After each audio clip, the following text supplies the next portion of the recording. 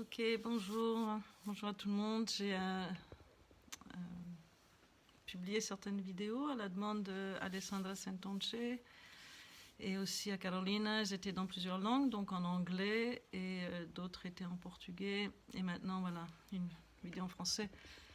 Je pense que petit à petit, si ça intéresse les gens, ils peuvent aussi se solidariser entre eux pour traduire.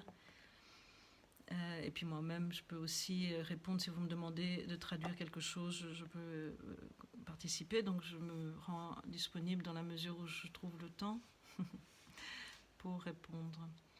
Donc je voulais vous parler de quelque chose qui m'est arrivé et qui peut être utile pour en tout cas les personnes qui ont l'habitude en tout cas de communiquer avec moi, et peut-être d'autres aussi.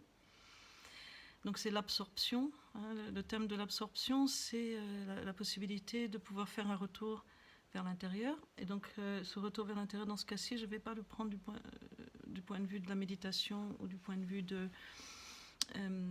la pratique de la danse telle que nous, on a utilisée pour transformer nos émotions, mais plus du point de vue du quotidien. Donc, qu'est-ce que ça veut dire absorber? Ça veut dire de mettre en pratique quelque chose qui n'est pas habituel en général. En général, on lutte contre, parce que ça fait partie de notre culture, en général, de lutter contre quelque chose qui nous semble négatif. Donc, d'abord, on interprète la chose comme étant négative et ensuite, on lutte contre elle. Et du point de vue des émotions et du point de vue du corps, c'est contre-productif. Et c'est même contre-productif de beaucoup d'autres points de vue, mais en tout cas, pour prendre déjà ce qui est de ma situation dans mon corps et dans ma situation actuelle, c'est très important qu'on devienne très fort, qu'on développe de la confiance, on développe de la confiance à notre capacité intérieure de vivre ce que nous vivons, quoi que ce soit. Ne croyons pas non plus que quand les choses sont faciles, c'est plus facile. Ce n'est pas forcément ça. La difficulté actuelle peut être justement révélatrice du fait que quand tout est facile, on est déjà dans une certaine difficulté.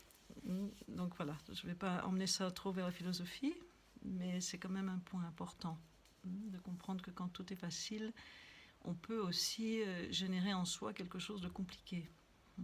Mais on ne s'en rend pas compte parce qu'on interprète ces choses comme étant agréables. Donc dans ce cas-ci, on vit très souvent des choses qui sont plutôt difficiles, ou bien directement parce que ça touche une personne qu'on aime, ou bien soi-même, parce qu'on a soi-même à se confronter avec nos pensées, avec le temps qu'on a, le fait de rester à la maison, parfois seul ou parfois en famille, ça peut être difficile parce qu'on est en famille, ou bien difficile parce qu'on a une difficulté avec la solitude, et ça fait donc comme un amplificateur. Et donc l'absorption, c'est quoi? L'absorption, c'est comme la terre. Donc si je prends l'exemple de la terre, j'ai été me promener tout à l'heure et tout ce qui était inondé sur la campagne, donc tout ce qui était inondé il y a quelques jours, en fait, ne l'est plus. Il reste juste la rivière parce que la terre a absorbé toute l'eau qui était en trop. Et qu'est-ce qu'elle fait avec cette eau? Eh bien, elle l'absorbe justement de façon à se régénérer. C'est vraiment le principe de la terre, et nous sommes en ce moment dans quelque chose qui prend sa source au niveau du corps. Donc c'est vraiment notre corps qui nous oblige à faire un retour sur notre corps, puisque c'est par le corps que se développe, je vais l'appeler la bestiole, puisque je n'ai pas envie d'utiliser les terminologies actuelles. Donc la petite bestiole, c'est dans le corps qu'elle se reproduit et qu'elle se multiplie et qu'elle se partage. Donc si on observe qu'est-ce que c'est qu'une absorption, c'est l'inverse de ce qu'est une rejection. Donc en général, on cherche un certain équilibre entre l'inspire et l'expire. Donc l'inspire, on absorbe, l'expire, ça sort. Et la troisième valeur entre les deux, c'est justement grâce à l'équilibre entre ces deux-là, qu'il y a quelque chose qui est la troisième valeur, qui est le fait de re-expirer. Donc petit à petit, c'est plus une question d'absorber ou de rejeter, c'est une question justement de comprendre qu'on va vivre dans la non-dualité. Mais comme ce n'est pas le cas, en général, on a tendance à rejeter ce qui est désagréable, ce qui nous fait peur. Et donc, quand on ressent quelque chose, on essaye de le rejeter. Et c'est ce qu'on fait tout le temps, en fait, presque comme un réflexe qui nous a été transmis, puisque c'était aussi la façon de faire en général de nos parents. Absorber, ça veut dire déjà s'habituer à être un petit peu présent à son corps. Même si c'est juste un petit peu, c'est déjà pas mal. On sent un peu, en général, notre présence physique. Je veux dire simplement l'appui sur le siège, l'appui des pieds par terre, le fait de respirer et le fait que le corps, en fait, il est tout le temps en train de recevoir des messages et de donner des messages. Et bien sûr, nos pensées ont énormément d'influence. Donc, il nous donne un message, notre corps, qui est la véritable phénomène, un véritable fait. Donc le fait, par exemple là maintenant, j'ai des gens devant par la fenêtre qui sortent. Donc il y a un fait qui me... Il y a une voiture, elle a une couleur, il y a des gens. Et donc ce que moi je pense de ça va rajouter quelque chose à ce fait. Et c'est ce qui se passe dans nos émotions. C'est-à-dire que nous recevons des impulsions, des idées, des pensées. Donc par exemple, si certains d'entre nous regardent beaucoup Internet, ça pourrait être trop. Hein, et en tout cas, on peut absorber. Et du coup, on n'absorbe pas vraiment puisque on va ajouter à ça une sensation de peur, une sensation de rejet, ou même peut-être beaucoup de cogitation qui pourraient être pertinentes, mais qui ne servent à rien dans la situation dans laquelle on se trouve, puisqu'ils nous empoisonnent à nous faire une prise de tête, comme on dirait. Hein, on se rend dans une prise de tête. Alors, ma petite expérience qui est un exemple de l'absorption, évidemment, dans mon cas, c'est quelque chose sur lequel je me suis entraînée à travers le bouddhisme tibétain, à travers le travail de la transformation des émotions, des 5 sagesses, donc les 5 émotions en sagesse. J'ai reçu ces enseignements de maîtres tibétains, donc je ne les ai pas du tout inventés. Et ensuite, bien sûr, j'ai travaillé à ma façon la possibilité de l'intégrer avec la danse et ensuite de l'intégrer avec les techniques du souffle de Michel Ragy, pour vous donner les sources, puisque je tiens absolument à ça. Mais en fait, l'entraînement donne des fruits dans ma propre vie qui me permettent de vraiment prendre confiance dans ma propre capacité de préserver à l'intérieur de moi une relation avec l'essentiel à travers les différentes vitesses des émotions et des météos de la vie. Hein. Donc par exemple là en ce moment, on vit une situation qui est intense et c'est une intensité, une couleur, hein, avec beaucoup d'intensité. Donc plus ça c'est intense, plus ça va être important que quelque chose à l'intérieur de moi puisse justement ne pas ajouter une intensité. Donc ça c'est déjà une base. Hein.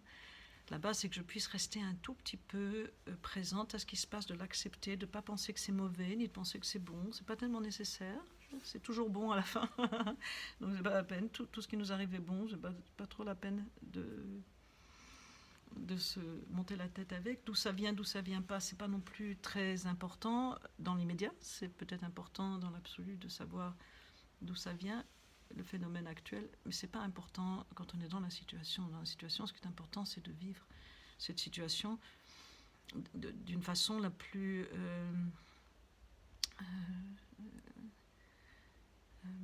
fertile possible, la plus résiliente possible, cette résilience. Hein. Et donc de développer cette résilience, et on a l'occasion de la développer. Donc le premier pas, c'est ça, c'est de s'habituer à sentir son corps et s'habituer à moins rajouter des choses ou à être vigilant par rapport au fait qu'on rajoute des choses et que ces choses-là nous font sentir encore plus d'émotions qui ne sont pas gérées par le corps. C'est-à-dire que le corps réagit avec un malaise. On appelle ça par exemple une angoisse.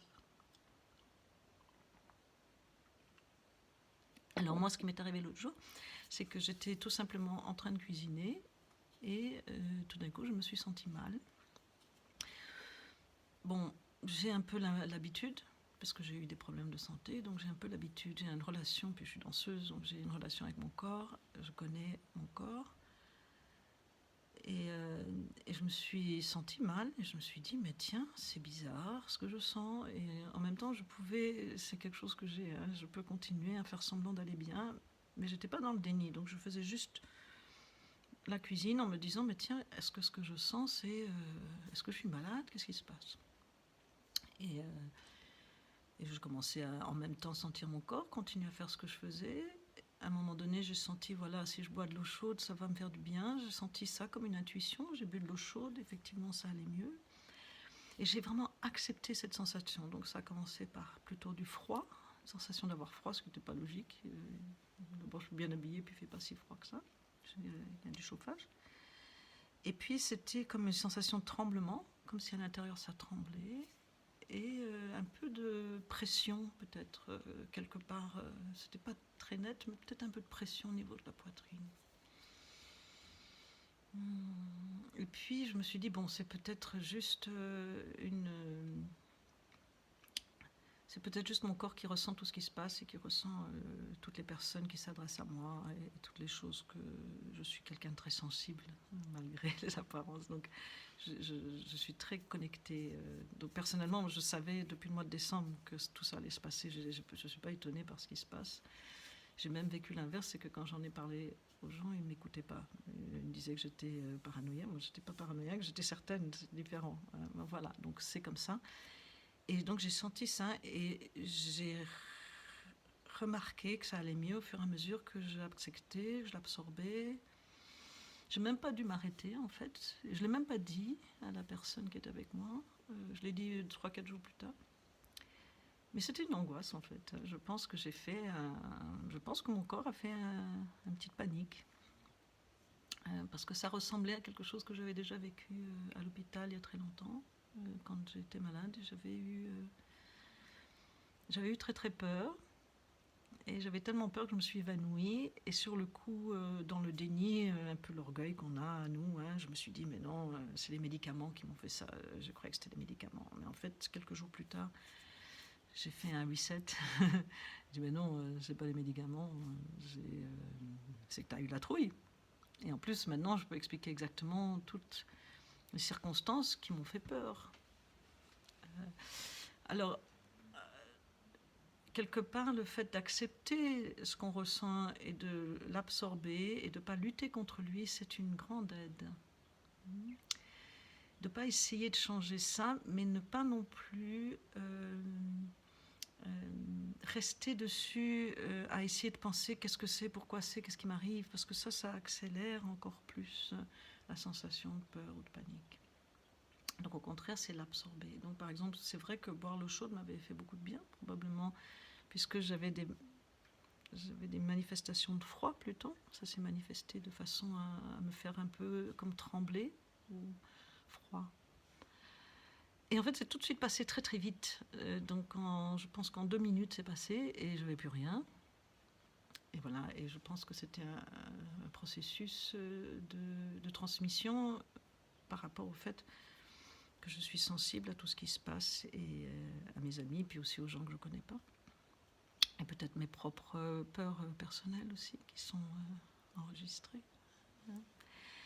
Voilà, et donc cette absorption est très, très, très importante parce que quand on travaille ensemble, donc certaines personnes l'ont fait dans le passé avec moi, quand on a travaillé ensemble sur le fait de recevoir avec le corps tout ce qu'on ressent et de laisser cette sensation être transformée par la danse.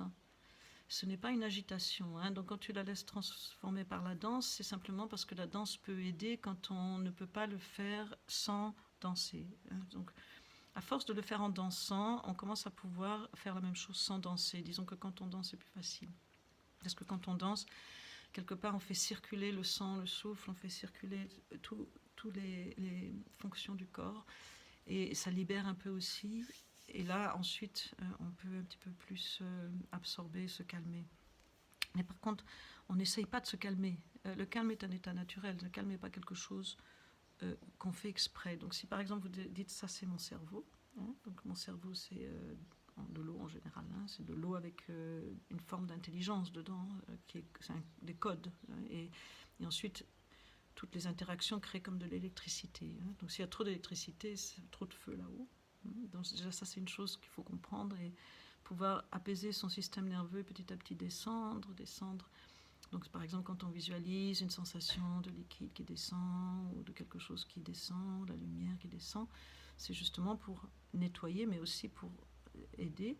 Mais aussi si par exemple, imaginez que je mettrais ici de la terre, vous verrez au début quelque chose de très trouble, mais si vous attendez, ça se pose et on voit clair et on verra un peu de terre ici et de l'eau au-dessus. Et donc au niveau, c'est une métaphore du Seigneur Bouddha, mais cette métaphore, elle fonctionne très très bien avec nous-mêmes et notre cerveau et nos émotions. Donc ce n'est pas une attitude de déni, ce n'est pas une attitude de lutte non plus. C'est une attitude inverse d'absorption, comme la terre, d'accepter, et de laisser absorber, de faire confiance. Donc la terre aussi, elle a cette stabilité quand même, très très stable en général. Donc cette stabilité qui fait qu'on peut faire confiance à notre propre capacité d'absorber et de transformer et comprendre qu'on ne le fait pas exprès, ça se fait naturellement. C'est ça la clé. Parce que nous, les êtres humains, on est très imbus de notre bonne volonté à changer le monde. Mais en fait, à un moment donné, ce qui va vraiment le changer, c'est qu'on arrête de tout le temps gigoter. Je parle pas que vous pouvez pas faire quoi que ce soit ou danser. Au contraire, c'est un plaisir. Mais ce que je veux dire, cette espèce de activité inutile et qui ne fait que brasser encore plus d'air pour qu'il y ait encore plus de courant d'air. Et cette panique, elle a un rapport aussi avec l'excès de courant d'air et de vent. Donc, de la même façon, si on est vraiment malade pour de vrai, ou si on connaît quelqu'un qui est malade, on va pouvoir mieux aider soi-même avec sa maladie ou les autres avec leur maladie. Avec cette attitude, ce sera beaucoup, beaucoup plus puissant et plus facile de pouvoir gérer aussi son propre système immunitaire qui est aussi bien psychologique que physique. Il n'y a pas de séparation. Voilà, je pense que ça suffit pour aujourd'hui. J'espère que ce que je partage pourra être utile. Au départ, je n'avais pas l'intention, mais quand on me l'a demandé, on m'a sollicité. Je me suis dit, voilà, et donc c'est la première des vidéos en français et c'est la première qui traite de ce sujet-là. Je vous souhaite un bon cœur et beaucoup de lumière et beaucoup de patience et de persévérance à travers la nature même de la puissance incroyable de notre être. Ciao.